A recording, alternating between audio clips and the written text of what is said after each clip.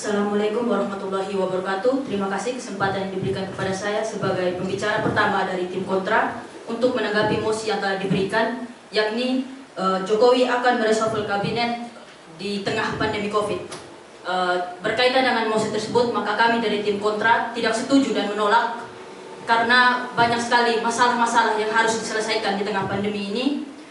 Kita mengalami krisis ekonomi, krisis kesehatan, krisis pendidikan, bahkan hal-hal lain yang tentunya membutuhkan solidaritas dan kerjasama antar lembaga. Bahkan sebagai seorang kepala negara, maka presiden harusnya merangkul menteri-menteri yang ada untuk bersama-sama berkolaborasi mengatasi permasalahan ini.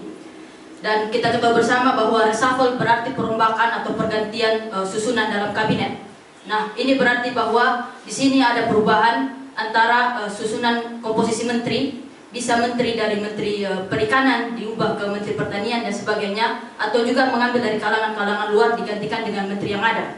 Dan berkaitan dengan itu, kita harus tahu dulu bahwa komposisi menteri di Kabinet Indonesia Maju saat ini yakni 45% dari kalangan politisi dan 55% dari kalangan profesional. Dan menurut kami dari tim kontra, komposisi itu sudah tepat dan harus tetap dijalankan di tengah pandemi ini. Bapak Ibu Dewan Juri yang kami hormati, ada dua alasan, dua argumentasi dasar mengapa kita dari tim kontra harus menolak mosi ini. Yang pertama ini berkaitan dengan krisis kepercayaan, dan juga yang kedua ini berkaitan dengan masalah adaptasi yang akan dijalankan oleh para menteri tersebut.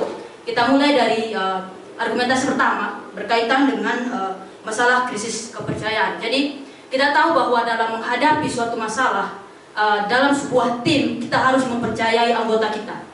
Dengan demikian maka kami merasa di sini presiden harus mempercayai menteri yang telah ia buat.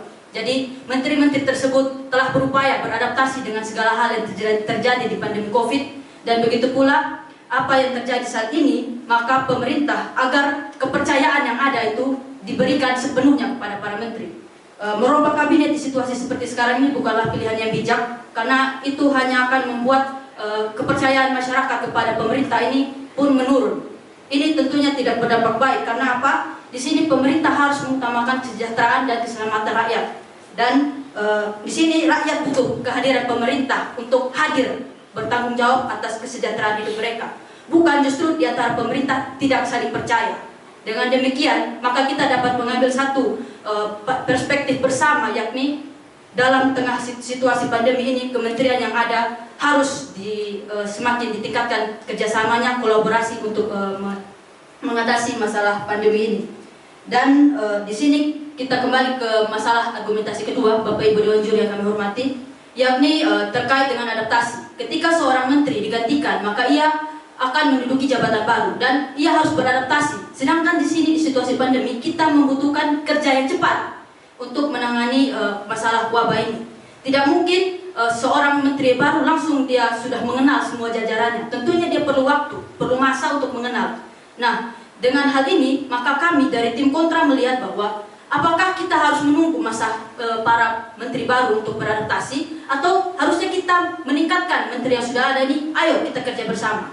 Dengan demikian, Bapak Ibu Dewan Juri yang kami hormati, bahwa di sini yang kita butuhkan adalah kerja. Kerja, bukan menanamkan pesimisme terhadap kinerja dari kementerian yang ada. Kita butuh ialah bukan sekedar merombak dengan alasan kepentingan dan sebagainya, tapi di sini yang dibutuhkan oleh pemerintah ialah menimbulkan kepercayaan dari masyarakat, bukan menebarkan pesimisme, bukan membuat masyarakat justru siapa yang harus saya percayai sekarang. Jadi Bapak Ibu Dewan Juri yang kami hormati, dengan banyak permasalahan tersebut, maka di sini kami dari tim kontra kembali mengatakan bahwa yang terpenting ialah sekarang bukan merombak kabinet, tapi membuat kabinet kerja itu kembali memiliki kepercayaan dirinya dalam mengatasi permasalahan. Demikian yang dapat saya sampaikan. Wassalamualaikum warahmatullahi wabarakatuh.